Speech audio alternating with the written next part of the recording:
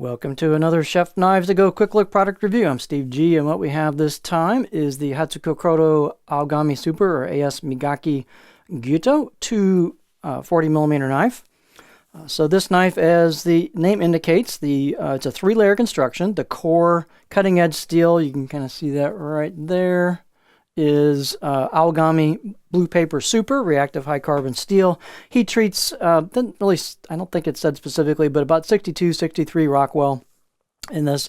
This steel is very good for kitchen knives. It is reactive, but it's got some extra alloy components to it. So it's got really nice edge retention. It's not hard to sharpen, and it maintains a really nice edge. The cladding is stainless on both sides of that, and it does curve and cover the spine as well. So let's take a look at it. I have used this one a bit. This will be a video knife, and so I've got a little patina going on that core steel peeking out from the edge there.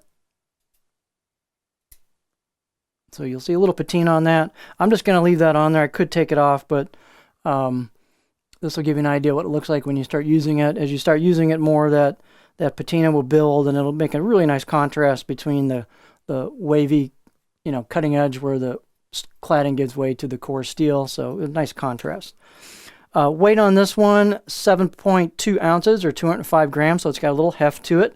The handle is one-piece octagonal ebony. So it's nice and smooth, nice fit and finish on the handle. Looks like they've got a pretty good glue-up job where the tang goes into the handle. It's a pretty big blade. It's got a little bit stout to it, so that brings the balance point forward, about right there. For me, that's pretty close to a pinch grip, maybe just a touch in front, but fairly neutral feel. Edge length on this one was 245 millimeters or 9.65 inches, so this is a pretty good sized blade. Overall length, about 402 millimeters or 15.8 inches. And then as far as the spine thickness, it's a fairly stiff blade. I got about 2.45-ish, pretty much all the way down.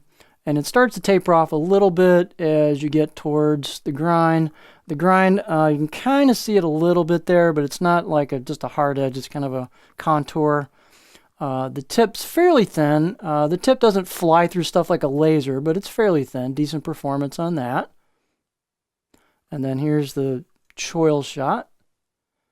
Again, not wafer thin, but pretty thin at the edge, so it's a good performing blade. Height, 49.8 millimeters at the heel, so it's plenty tall. You've got a very gradual curve here at the choil. Good spot for your finger for a pinch grip, so easy to use for that. Fit and finish is very good. They've done some polishing on the spine. They've done some polishing and rounding on the choil, so really nice fit and finish. I'm going to give this a 4 to 5 on my scale of 1 to 10 out of the box. The back of the knife really wasn't that sharp, back third. So I went ahead and ran it on some strops, and it kind of picked it up, but probably could be sharpened out of the box a little bit. Might have been a rolled over edge possibly, but it wasn't like super sharp out of the box. This will get very, very sharp though. Aogami Super will get super stinking sharp if you do your part. Let's see, I think I talked about the balance point. Let's look at the cutting board profile. Alrighty, so this is what the cutting board profile looks like. Got a fairly aggressive belly towards the tip, and pretty much just gentle belly throughout. It doesn't really roll into a stop. It's flat-ish towards the back right here, about that far, but not like super flat, but it kind of rolls into sort of a stop right there. And then I can get about right there where the tip wants to dig in, but you could tweak that tip on a sharpening and kind of last couple of millimeters sweep it up a little bit and give yourself a little bit more height, but I can get up in there, so which means that'll rock pretty nicely over most things. So this will rock really well. Tip draws, you'll have to raise the handle a little bit, but you can do tip draws with it. A little bit of chopping towards the back. General kind of push-pull cuts, glide cuts should work great. So I'd say it's a pretty versatile profile.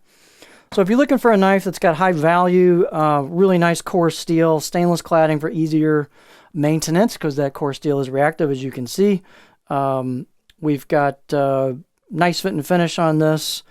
Just a good all-around blade. So this is the Hatsukokoro Aogami Super Migaki Gyuto 240mm knife from Chef Knives to Go.